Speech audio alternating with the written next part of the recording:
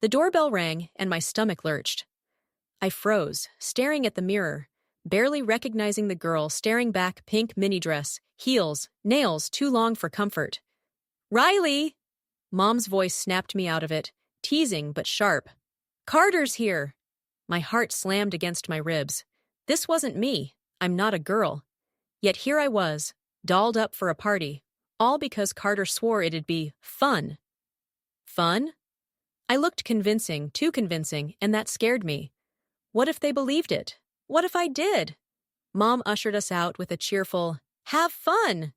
And, to my shock, Carter took my arm, guiding me to his car and opening the door like I was some kind of date. As he slid into the driver's seat, he stole another glance. "What's with the staring, Superman?" I quipped, trying to mask my unease. "Your X-ray vision's not gonna get you anywhere." He laughed, shaking his head. "It's just, you look way better than I thought. Like, really good. No one's gonna guess you're not a girl, not looking like that," I scoffed. "My voice will give it away." "Just soften it a bit," he said, his tone half serious. "You might actually pull this off." "Pull it off?" I shot back. "This is a costume party, Carter. I'm only doing this because you said it'd be a laugh. And this," I gestured to the pink mini dress, matching jacket, and ridiculous pillbox hat straight out of the 60s, "was Mom's idea, not mine. I'm not trying to be a girl. Carter had roped me into this summer party, promising it'd be a chance to meet people girls, specifically. That seemed like a cruel joke now. He'd kept his costume a secret, and I hadn't settled on mine until Mom, with her knack for theatrics, suggested this. The only silver lining was that no one at the party, except Carter, knew me. We pulled up to the venue, and before I could brace myself, Carter took my hand as the hostess greeted us. "Hi, I'm Lauren," she chirped. "Carter," he said, then nodded to me. "And this is Riley." "Superman and Jackie, adorable. Come on, everyone's out back." Carter, still playing the part, slipped an arm around my waist as we stepped into the backyard, where a kaleidoscope of costumes, aliens, superheroes, mythic creatures swirled around us. I scanned the crowd, half expecting to spot another guy in a dress, but if there was one, I couldn't tell. Carter, oblivious to my growing discomfort, started introducing me as Riley to everyone we met. I froze, unsure whether to correct him, but the thought of drawing attention to myself kept me quiet. The way people responded, smiling, chatting, accepting me as Riley threw me. They didn't seem to question it. Maybe it was the dress, or the way I instinctively softened my voice after Carter's nudge, but they bought it. I wasn't sure I looked that convincing, yet their reactions made me second-guess myself. Instead of pushing back, I leaned into it, paying closer attention to how I moved, how I spoke. It wasn't about wanting to be Riley. It was about avoiding the sting of ridicule. As the night wore on, Carter's arm lingered around me, and I caught the curious glances from others, their assumptions about us clear. Part of me wanted to shatter the illusion, to laugh it off and reveal the truth, but another part, a mix of shame and stubborn pride, kept me from breaking character. I told myself it was just a game, a way to survive the night. But as I navigated the party, trading small talk and dodging prying questions, I couldn't shake the strange pull of being seen as someone else, someone new. The party buzzed with life games, music, and trays of food weaving through the crowd. I was still adjusting to the surreal rhythm of the night when a voice broke through my thoughts. "Riley, could you help me out for a sec? In the bathroom?" It was a girl, her tone casual but expectant.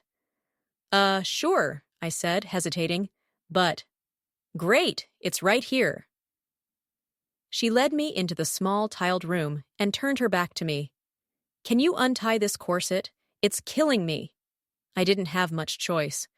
My fingers fumbled with the zipper of her dress, sliding it down to her waist.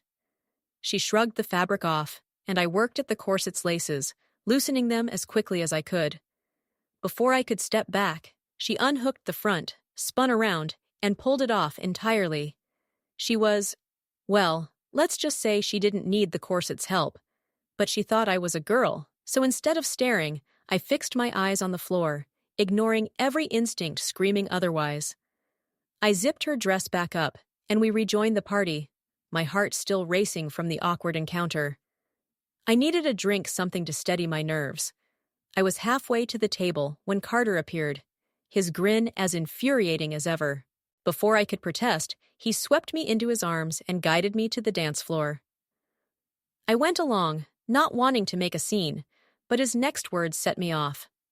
"Damn, Riley, you look good.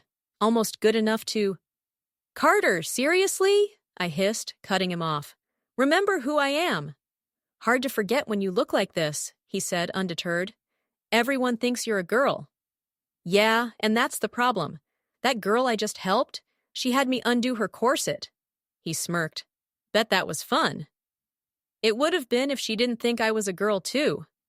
"Still," he teased, but my glare shut him down. "Carter, enough." All right, but you're killing it out here. You're like the hottest chick at this party." I groaned, exasperated. As the night wound down, the hostess, Madison, pulled me into a warm hug, then did the same with Carter. He led me to the car, and I realized with a strange certainty that not a single person had clocked me as anything but Riley, the girl in the pink dress. At my front door, I braced for some cheesy move, but Carter just squeezed my hand, flashed a smile, and left. Inside, Mom was waiting, her eyes bright with curiosity. "How'd it go?" she asked. "Fine," I mumbled, heading to my room. I peeled off the dress, scrubbed away the makeup, and collapsed into bed, my mind spinning. How had so many people not seen through it? How had I pulled this off? The next morning, I was back to my self jeans, no nails, no pretense. I was in the kitchen, prying off the fake nails, when Carter's car pulled up. He walked in, his usual grin replaced by a serious expression. "Bad news, kiddo," he said. "Madison called. She's throwing an all-girls thing this afternoon, her friends, casual vibe, and she invited you." "So? Tell her I can't go." "I would, but I can't." "Why not? Just call her." He shifted, uneasy. "Here's the thing. I like Madison, a lot. I've been trying to figure out how to ask her out, but after last night, she thinks you and I are a couple. I need you to go to this thing and clear it up, tell her we're not together. Then I can make my move without it being weird." I stared at him, dumbfounded. "Let me get this straight. You want me to dress up as a girl again, go to this hen party, convince everyone I'm Riley, and then tell Madison we're not a couple, just so you can ask her out. Do you hear how insane that sounds?" I know, he said, pleading. "But I need this. If you do it, I'll owe you huge." "My dad's company? That kind of huge?" I groaned. A favor from Carter's dad was no small thing, but the idea of stepping back into that role made my stomach twist. "When is it?" "Today, this afternoon." "Casual," she said. "This is nuts, Carter. One slip-up, one person who figures it out, and I'm toast. But if I do this—" "You're the best," he cut in, already backing toward the door. "Call me when you're done, okay?" "If I even go," I muttered. But he was already gone, his car speeding off. I stood there, grappling with the absurdity of it all. Me, at a girls-only party? I'd all but agreed, though, so I trudged to the family room to find Mom, ready to spill the ridiculous mess I'd stumbled into and figure out if I was really going to do this again. I spilled the whole story to Mom: the party, the corset incident, and the bombshell about Madison's all-girls gathering that afternoon. She giggled at first, but when I mentioned the invitation, her laughter faded. "You realize how risky this is, don't you? If even one girl suspects you're not who you say you are—" "I know," I said, cutting her off. "I told Carter that. But if I pull this off, he'll owe me big. Maybe even a shot at a job with his dad's company down the line." She studied me, her expression unreadable. "If you think you can handle it, I'll let you try. But you can't wear that outfit from last night, it'd be tacky to repeat. Get cleaned up, and I'll grab something new. Casual but nice, all right?" "Thanks, Mom," I said, already dreading the day ahead. By the time she returned, I'd showered and shaved, my nerves buzzing. She laid out clothes on my bed and told me to get dressed, promising to help with makeup again. I started with foundation and powder, then added eyeliner, eyeshadow, and a touch of blush under her watchful eye. She grabbed the blow dryer, coaxing my hair into a fuller, unmistakably feminine style, finishing it with hairspray and a brush to shape it into something I hadn't thought possible. Back in my room, she handed me the same bra from the night before, stuffed with the birdseed bags I'd used for curves. Next came the padded panty brief, pantyhose, a slip, and a blue and white checkered dress with thin straps and a full skirt. I slipped it on, and she zipped it up. White sandals completed the look. I turned to the mirror. The dress hugged my waist, its hemline grazing above my knees, high enough to feel daring but not revealing anything up top. Mom passed me clip-on earrings, fastened a white choker necklace around my neck, and handed me a small bottle of perfume. I dabbed it on, then applied pale red lipstick. It was as good as it'd get. "I didn't see it until yesterday," Mom said softly. "But you're really quite pretty, Riley." I managed a weak smile. "Didn't see it coming either. Thanks." "It's almost time to go, honey. Let me grab my white purse." She returned with it, adding, "I put a wallet in there. Transfer your things, just in case." I did as she said, hugging her before stepping out the door, unaware I was wading into a mess that would pull me in every direction at once. Part of me couldn't believe Mom wasn't furious. I was her son, and sons didn't dress up like this, let alone agree to crash a girls-only hangout, yet she hadn't yelled or questioned me. Instead, she was helping, and I couldn't fathom why. Pushing the thought aside, I drove to Madison's house, my stomach in knots. She greeted me at the door, all smiles, and led me to a round table in the backyard. No other girls were there, and I assumed I'd arrived early, but Madison quickly shattered that hope. "That was hilarious last night," she said, leaning in. "When you helped Avery with her corset, I nearly lost it." I froze. "What?" "Oh, come on, Riley. We both know you're not a girl. Though honestly, I don't think anyone else picked up on it except maybe Carter. You look incredible. You know that, right?" "Carter said the same thing," I muttered, my face burning. "Did he?" She grinned. "Well, he's not wrong. So tell me, is this a regular thing for you? Do you dress up often?" "Last night was the first time," I admitted, then hesitated. But here you are, all dolled up again. Why?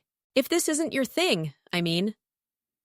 She already knew the truth, so I laid it out Carter's plan.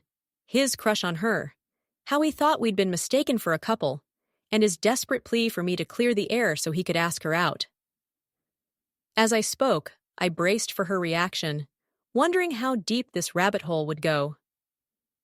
Madison's giggle filled the air as I explained Carter's plan, and my hope for a job through his dad's company, but her expression sobered when I mentioned the favor I was doing him.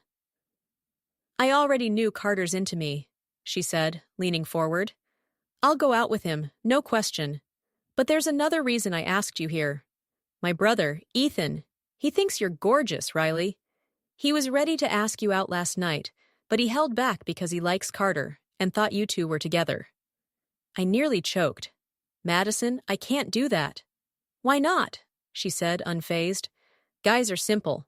Go out with him a couple of times, then let him down gently. He'll never suspect a thing, not with how you look." "I'm not into guys," I said, my voice sharp. "This was supposed to be a costume, not a lifestyle." She tilted her head, undeterred.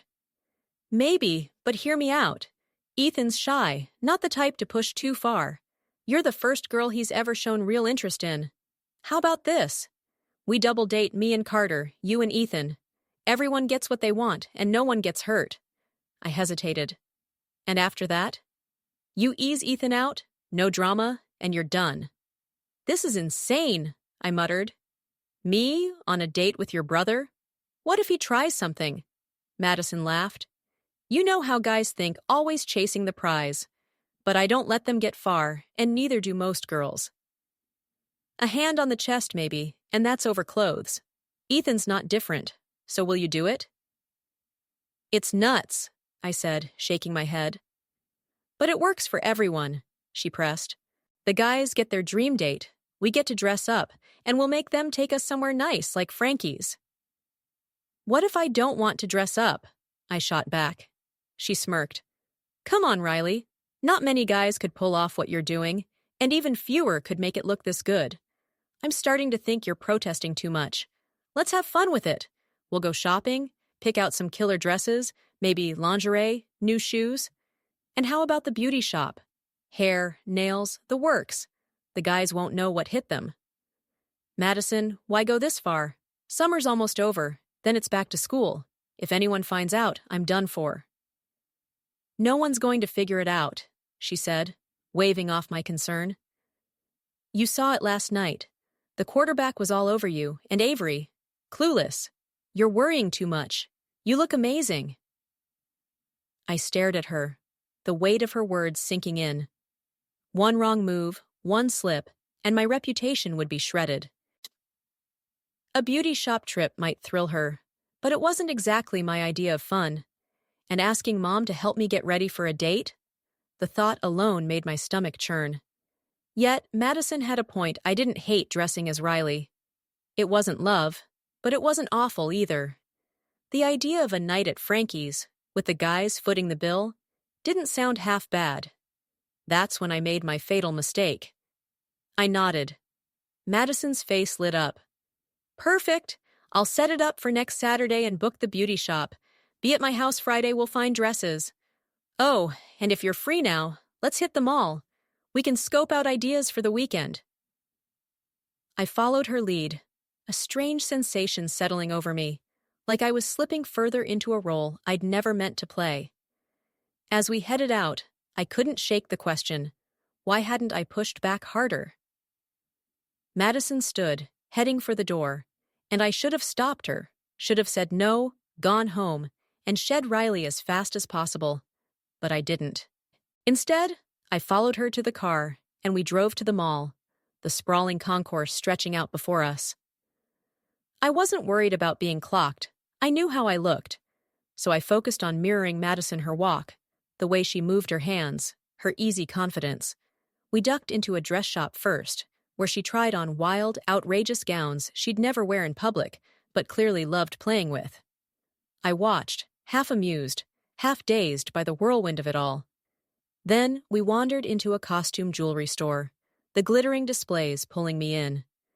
I sifted through earrings, caught up in the sparkle, only to realize most were for pierced ears. My clip-ons were limiting, and when I asked the clerk about alternatives, she offered to pierce my ears for free. Go for it, Riley, Madison urged, her eyes gleaming. Clips are so last century. Be a modern woman. Swept up in the moment, a strange rush of boldness took over. I sat in the chair, felt the quick sting, and walked away with newly pierced ears and a few pairs of earrings I actually liked. It was a small thing, but it made me feel like I belonged beside Madison, like I was part of her world. She grinned, commenting on my new attitude, and I didn't argue. By the time we got back to her house, I had to head home. I promised to call, dropped her off, and drove away, the weight of the day settling in. Mom was waiting when I walked in, her eyes zeroing in on the rhinestones glinting in my ears. Well, look at you, she said, her tone a mix of surprise and suspicion. New earrings? And you seem awfully comfortable. Care to explain? How was the get-together? Did anyone know? Mom, slow down, I said, sinking into a chair. Let me tell you everything. I laid it all out Madison's ruse, how she'd known I wasn't a girl from the start, her wild plan for a double date, and how I'd agreed, lured by the promise of a night at Frankie's, the best restaurant in town. I admitted I'd signed up to be Ethan's date, expecting Mom to be shocked. Instead, she burst out laughing. Oh, you've done it now, she said, wiping her eyes. Done what? I protested. I haven't done anything yet. Oh, yes, you have, she said, her voice teasing but pointed. I don't get why you're even considering this. A date? With a boy? It's absurd. Madison's probably told Ethan you're in, and he has no idea you're not a girl. She paused, studying me. If I let you do this, and I'm not saying I will, you'll need a proper dress. And have you thought about what happens after? What if Ethan asks you out again? If he likes you, he might want more dates. What if he takes you to Frankie's, just the two of you? You'll need a dress that shows something up top, something you don't have. She grinned, clearly enjoying my discomfort.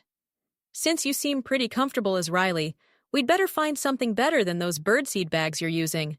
Her laughter filled the room again, but when it faded, she grew serious. A salon trip could help, but your biggest challenge will be Curve's chest, hips. You saw the dresses Madison was trying on, didn't you? Low cut, tight, short. If you keep this up, you'll have to be ready to wear anything she does. She was right. The image of Madison's dresses bold, revealing flashed in my mind. I went to my room to change, but only swapped the dress for tight shorts and a tee that, to my dismay, still highlighted the makeshift curves I hadn't removed. With a sigh, I headed to the kitchen to set the table, the reality of what I'd agreed to sinking deeper into my bones. Mom's voice cut through the clatter of dishes as I set the table. You could just call it off, you know. Nobody can make you do this. I stayed silent, and her eyes widened. I see, she said, her tone sharp with surprise. You want to do this, don't you? The salon, dress shopping, going out with this boy, you're into it more than I realized. Do you like dressing as a girl? Mom, it's not... I started, but she barreled on. Isn't it strange for a boy to want this outside of a costume party? It's unusual. Mom, listen, I pleaded. It's not like that. Then explain, she said, crossing her arms. If you took a girl to a place like Frankie's, spent hundreds on her, wouldn't you expect her to be extra grateful? You knew that, yet you agreed to this date, knowing a handshake at the end of the night might not cut it. What am I supposed to think? I sighed, grasping for words. It's Frankie's, Mom. We never go there. So this is your big chance? She pressed. Madison said I could brush him off after, that he'd get the hint. She said guys will do anything if they think they've got a shot, so you plan to string him along, let him spend his money, then ditch him? Her voice was sharp now, disapproving. Well, I mumbled, heat creeping up my neck. No, she said firmly. I wouldn't let you do that, even if you were my daughter. But you're not a girl, and while I thought the costume was clever at first, and you clearly enjoy it, I know you'd hate it if a girl pulled that on you. And honestly, I'm still not sure I'm okay with you running around in dresses. Her frown softened, but her words stayed pointed. If I let you go through with this, and I'm not saying I will, how do you plan to get out of it? What happens when Ethan and his parents wonder where Riley disappeared to? If he picks you up here, like a proper date, he'll know where you live. And if this date happens, you'll need more than one outfit, because there's no going back. If Ethan likes you as much as Madison says, he'll probably ask you out again. And what about Thomas, the quarterback? He might know who you really are. What's stopping him from talking? For the first time, she smiled. But it wasn't comforting. Maybe you said yes because you like being Riley more than you're letting on. Is that it? No, Mom, I said, exasperated. It's not like that. I don't mind it. And you've seen me. You know I look better as Riley than I ever did as myself. It's what? She asked, leaning in. Okay? Maybe it's more accepted now, but I doubt it's that simple.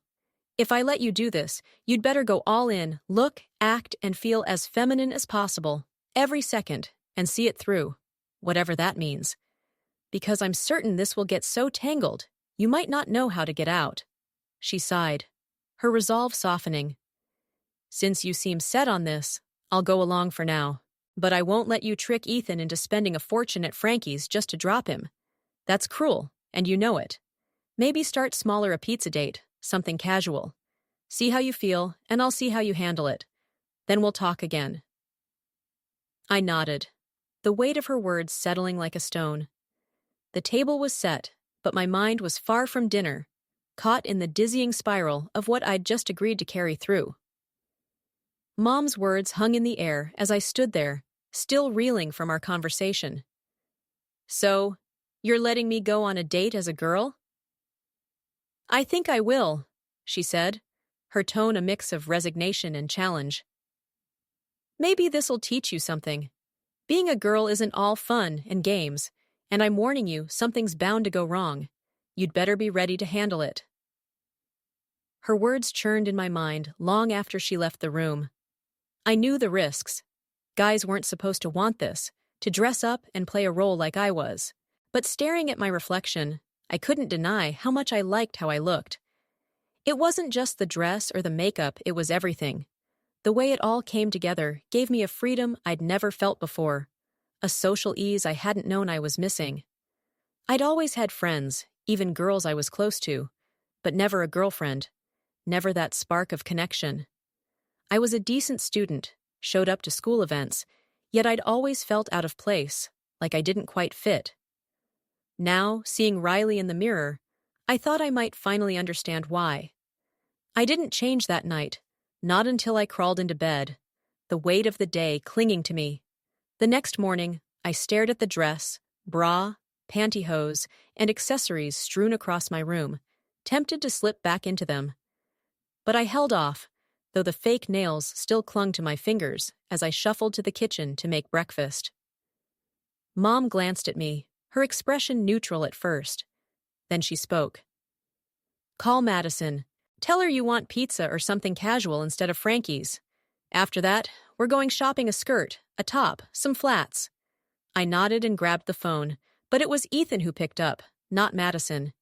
His voice was warm, eager, asking me to go out with him. I hesitated, then said, Whatever Madison told you, I think something less fancy would be better. He agreed without missing a beat, his enthusiasm catching me off guard.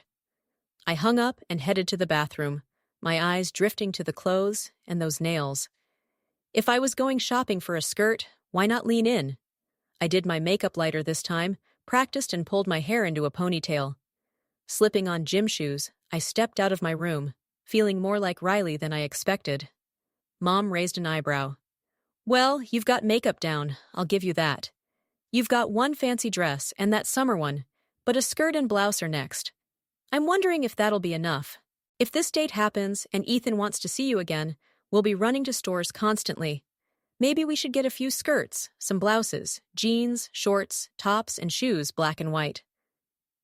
Can you afford it? I think so, I said, my voice steady. She studied me. Are you ready to go all in? To dress as a girl all the time, starting now? I'd wrestled with that question all night, and the answer had settled in my bones. I nodded. Okay then, she said, grabbing her keys. Let's go. Mom didn't hide her unease about me embracing Riley, but she went along with it, and I could guess why. My appearance shocked us both. Neither of us had expected me to look this convincing.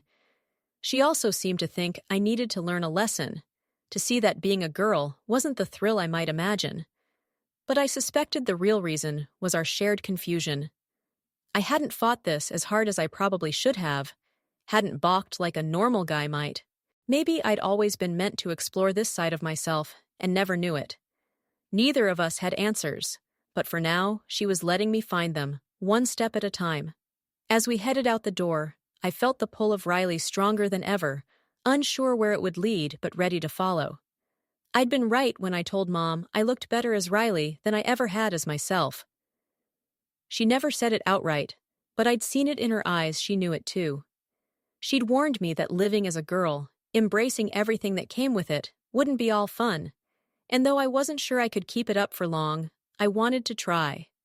What I kept to myself, though she likely guessed, was that going out with Ethan would be my first real date ever. Not because I'd be Riley, but because it was a date, period. And the thought sent a thrill through me. At the mall, Mom was all business, steering us to her favorite store. With her guidance, I picked out skirts while she chose blouses. In the shoe section, we grabbed black and white flats, as planned, but she added heels in black, red, and white.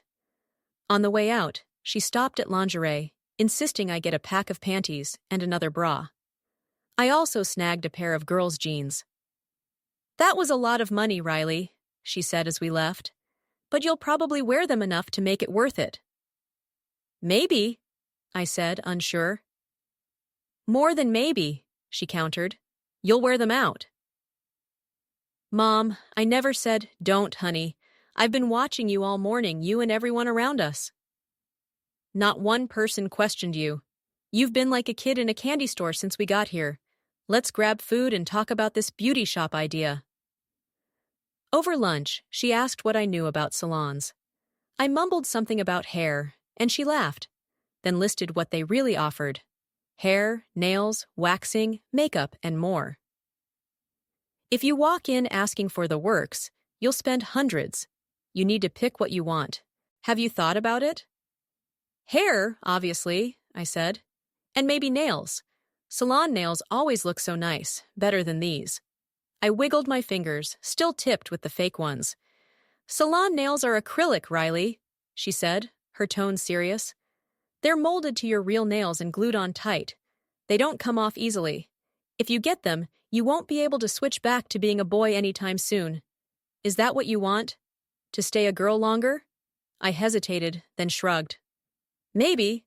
We bought all these clothes, and you said I'd have to be a girl full-time. I'll be wearing nothing but this stuff, so why not? Her eyes narrowed. I didn't expect you to be so open to it. If you're getting acrylics, you should think bigger. If you're ready to live as a girl, consider waxing your arms and legs. It'll save you from constant shaving. Mom, I said, my voice firm. I'm not stepping foot in a salon unless you say it's okay. You keep saying you're not comfortable with this, but you're not exactly stopping me either. So tell me right now, if you don't want this, we'll return everything, I'll cancel the date, and I'm done. She leaned back, unfazed. That'd be fine by me. But I think you've already figured out you like being Riley. You'd probably do it again, no matter what you say now. She propped her chin in her hands, her gaze steady. You know how I feel, so I won't push you to hit the salon or go on this date. But if you don't, how will you know? There are boys who become girls, right? How can we tell if that's you unless you try? It's clear to me you're starting to enjoy this. This might be your chance to figure it out. But I'd never done this before Carter's party, I protested. And dressing as a girl was your idea, remember? True, she said. But you like it, don't you? Her words pinned me, leaving no escape. My emotions churned excitement, fear, confusion as I sat there, caught between who I'd been and who I might be becoming. Mom's words from earlier echoed in my head, stirring a tangle of emotions. I didn't think I was into guys the way a girl might be, but she'd nailed one thing. I liked dressing as Riley more than I probably should. The idea of getting my hair done, waxing, and salon nails was daunting. Mom had made it clear those nails would lock me into this role for a while, unless I spent hours prying them off. Hair was manageable. I could style it back to something neutral. Waxing my arms and legs? That didn't sound so bad. Just less upkeep. But her comment about boys becoming girls gnawed at me. I'd never felt a pull to be a girl before all this, yet slipping into Riley's skin felt effortless, like I'd been doing it forever. As we finished eating, I made up my mind. Mom, I'm going to do it. Do what, honey? She asked, her fork pausing midair. Get my hair done and salon nails, I said, my voice steady. If you're right that I might be something else I need to know, and so do you. She nodded slowly. I suppose. But what about your chest? Those birdseed bags aren't cutting it. What's wrong with them? I asked, defensive. They're fine for a costume, but they don't move with you naturally. If you're serious about this, maybe breast forms like the ones women use after surgery would be better. Don't they look almost real? I don't know, I said, skeptical. They're probably expensive. Let's find out, she replied, already standing. I couldn't hold back anymore. Mom, why are you helping me? I thought you'd lose it, not buy me clothes and plan salon trips. She sighed, her expression softening. Oh, I wanted to rant, believe me. But you're too old for that, aren't you? Am I thrilled you're dressing as a girl, going on dates with boys? No. But you've never had a date, have you? And we can't deny it, you're stunning as Riley. I didn't expect that. Neither of us did. I was never that masculine, Mom, I admitted. I know it, and you do too. I'm not saying I want to be a girl, but when I saw how much better I looked this way, it hit me hard. I like the attention. No one's ever noticed me like this before. If dressing up gets me that, I'll do it.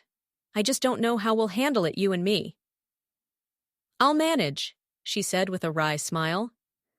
You're the one who'll need to adjust. You got yourself into this, so you'll either find a way out or you won't. Adjust?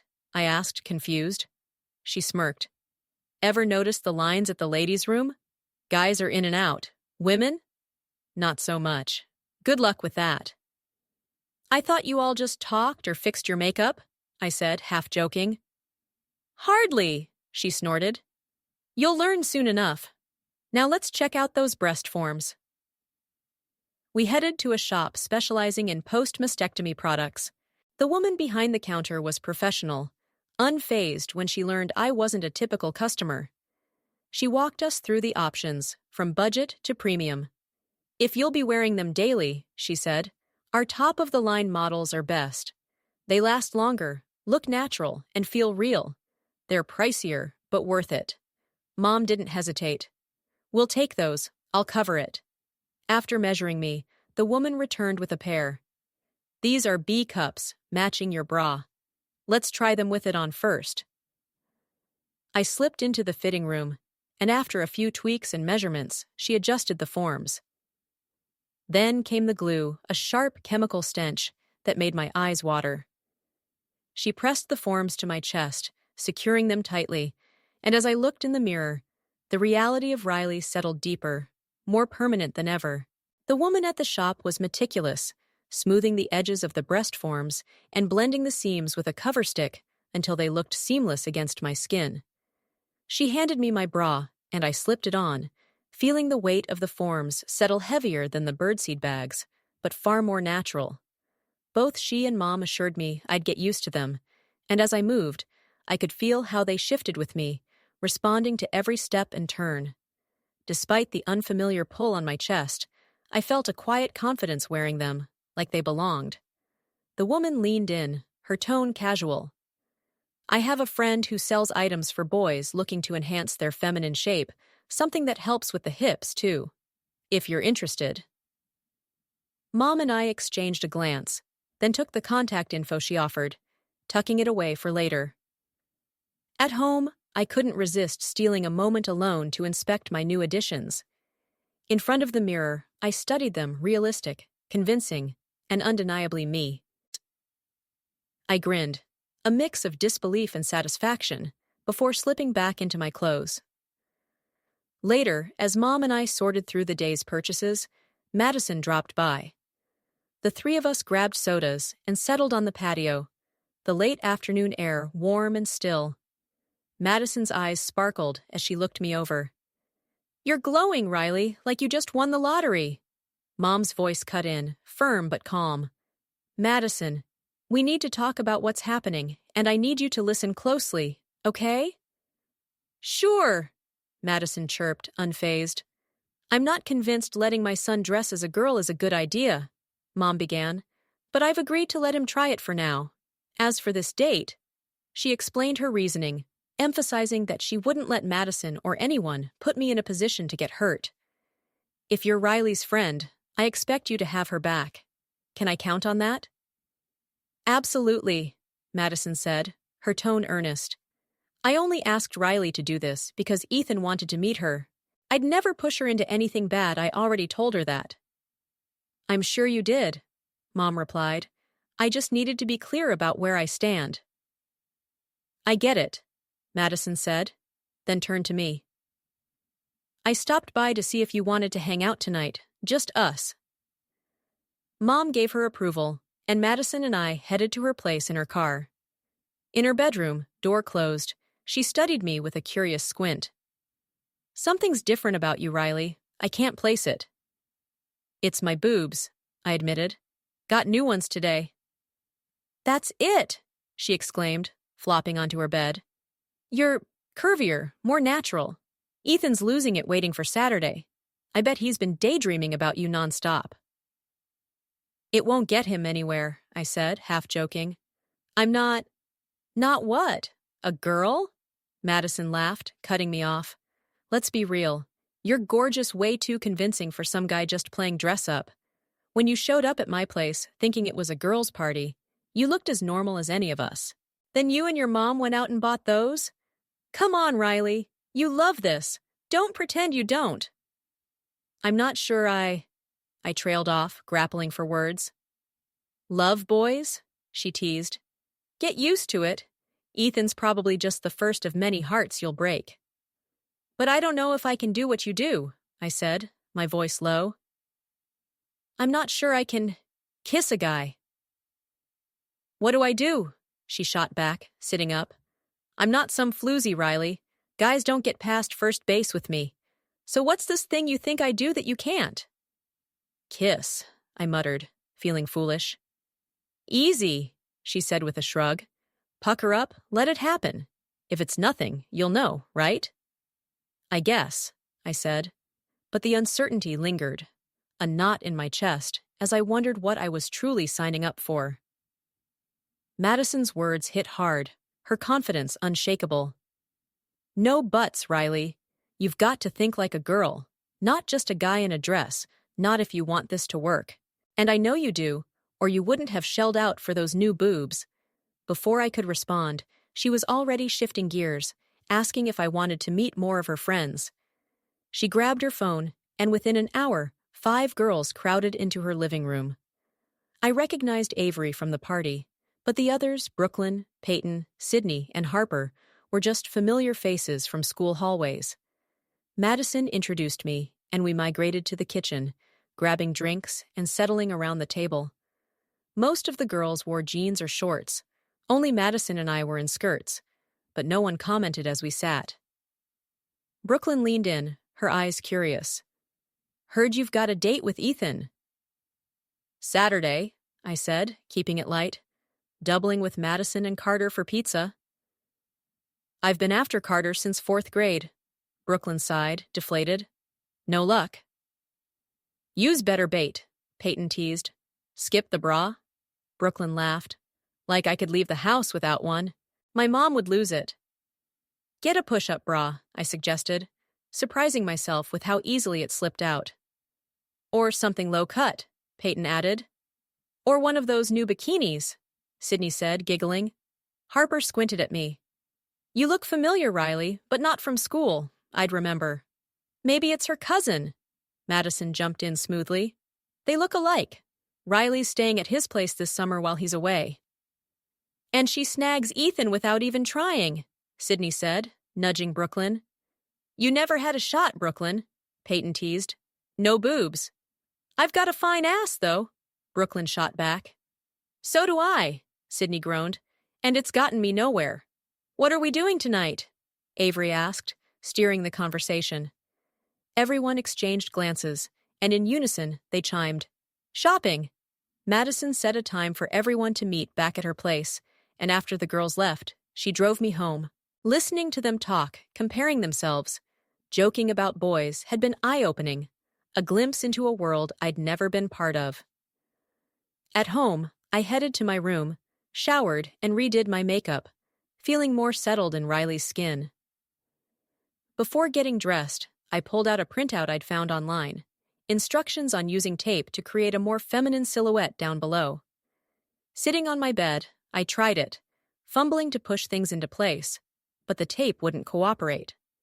After 3 failed attempts, I knew I needed help, and the only person around was Mom. Swallowing my pride, I called out to her. She appeared in my doorway, eyebrows raised as I sat there, awkwardly covering myself. Yes? I need help, I mumbled. With what? She asked, exasperated. You know how to dress yourself. It's not that, I said, my voice low. I'm going shopping tonight with Madison's friends, and I thought, if I'm trying stuff on, I should look like a girl everywhere. What if something doesn't hide? You know? I found this online, but I can't do it alone. I handed her the printout, my face burning. She scanned it, her expression unreadable. So, now you want to look like a girl there too? If I'm doing this, I said, shouldn't I be able to wear anything they do without surprises? I just want to be safe, Mom, especially tonight. She huffed, rereading the instructions. All right, I suppose. Are you sure about the hair and nails? Yeah, why? If we do this, she said, and use something stronger than tape, I can make sure you're set for a few days. But you're sure about going all in? I nodded, and she sighed, muttering under her breath as she set to work, following the guide with a precision that made me both grateful and mortified. As she finished, I felt another layer of Riley lock into place, pushing me further into a role I was starting to embrace, whether I fully understood it or not. Mom grabbed the same glue used for my breast forms, and with a mix of awkwardness and determination, she set to work, transforming my lower half to match the illusion. Unlike the tape I'd struggled with, the glue was precise, seamless. When she finished, I could move without discomfort, and she sent me to the bathroom to test functionality. Everything worked, and the relief was immediate. Alone, I caught my reflection in the mirror, stunned by the changes that had unfolded in just days. How had I let it go this far? Shaking off the question, I slipped on panties, feeling an odd security in not having to hide anything. I chose a short skirt, a light top, flats, and kept my makeup simple hair down, nothing flashy. Stepping into the living room, I wrapped Mom in a hug. Thanks, Mom. She held me at arm's length. Do I have a daughter now? A niece, I said with a small smile. Some girls thought I looked familiar, so Madison said I'm a cousin staying for the summer. All right, she said. Have fun tonight. Got money? I'm good, I assured her, heading out. Shopping with Madison's friends was a whirlwind compared to Mom's measured pace. The girls were bold, diving into racks with abandon. Avery tried on sultry lingerie and bought it without hesitation. Peyton eyed short skirts, but hesitated. Madison nudged me toward a sleek dress, and I caved, buying it. We bounced between jewelry, shoes, endless shoes makeup, and perfume.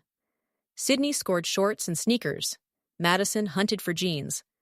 My feet ached, but by the time the mall closed, the girls treated me like one of their own. It was exactly the boost I needed to feel like I could pull this off.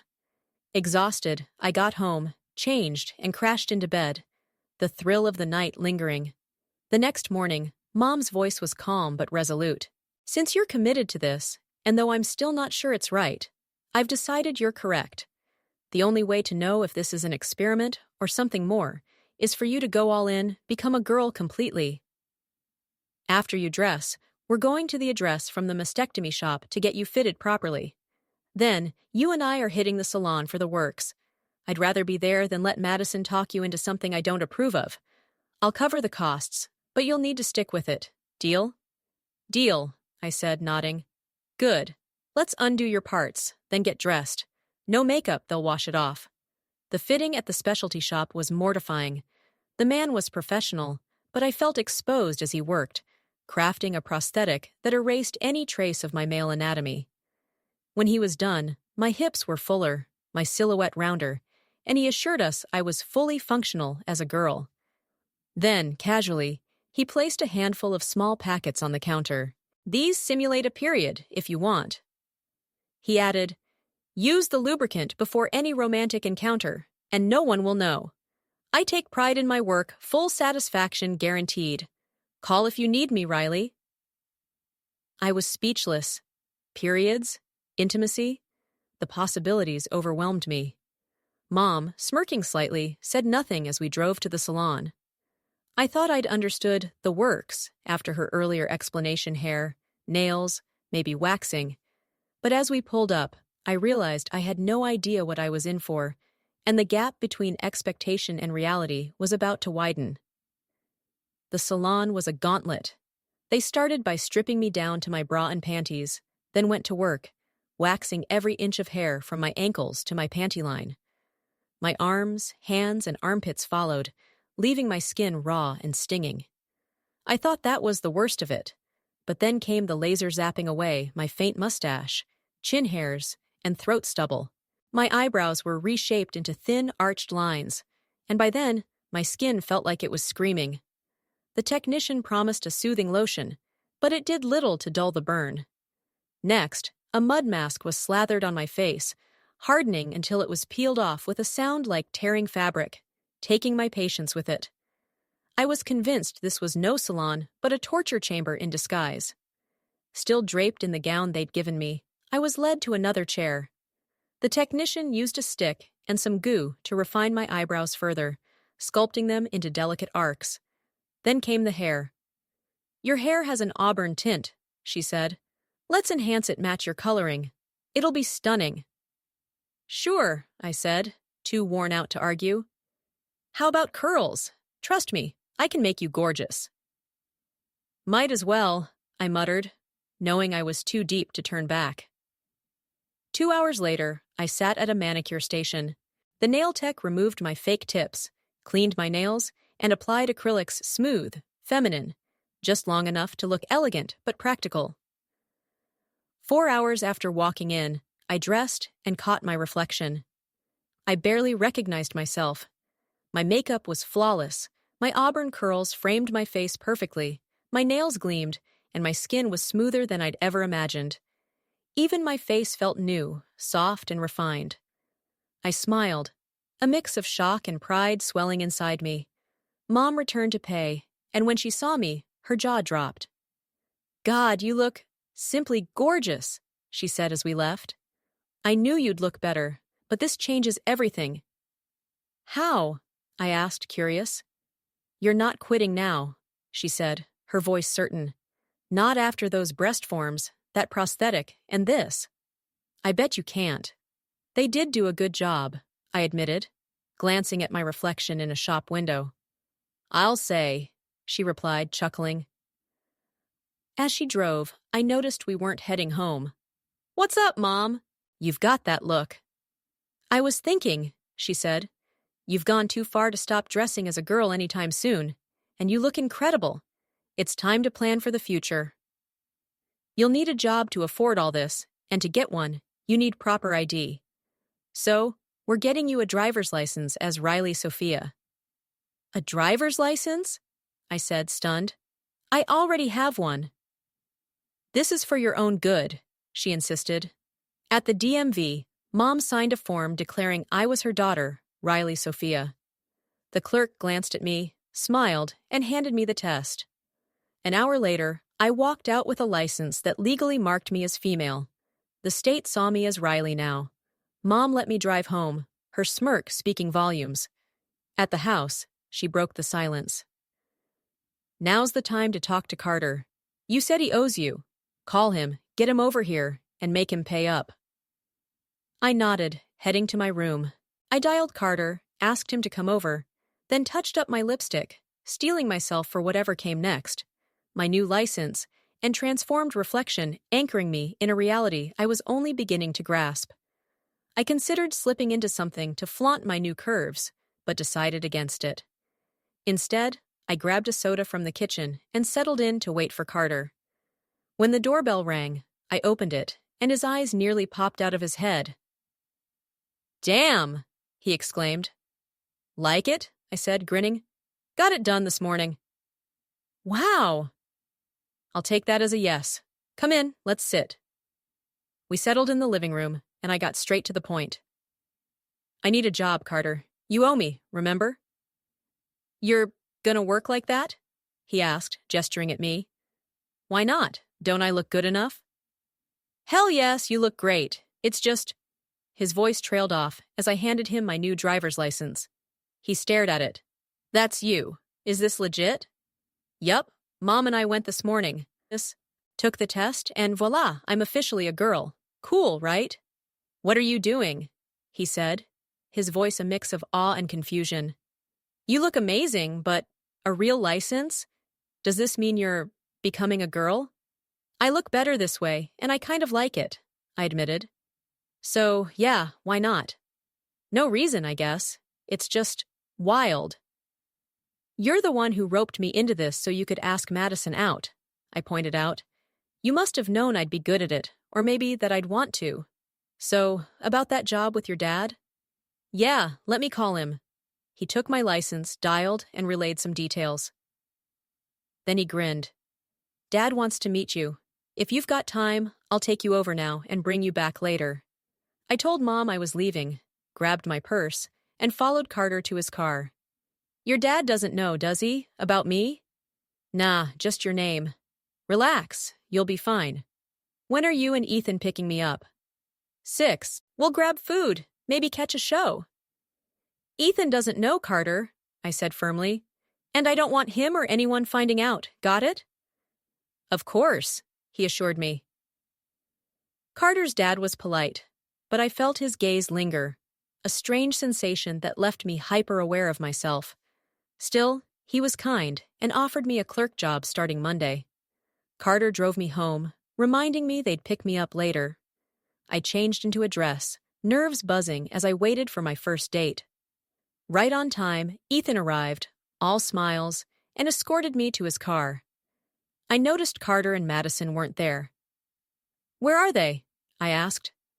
Meeting us, Ethan said casually. My stomach twisted. Alone with Ethan, he might not be as shy as Madison claimed. We ate pizza, watched a movie, and on the drive home, he asked me out again. By the time we parked in front of my house, I knew what was coming.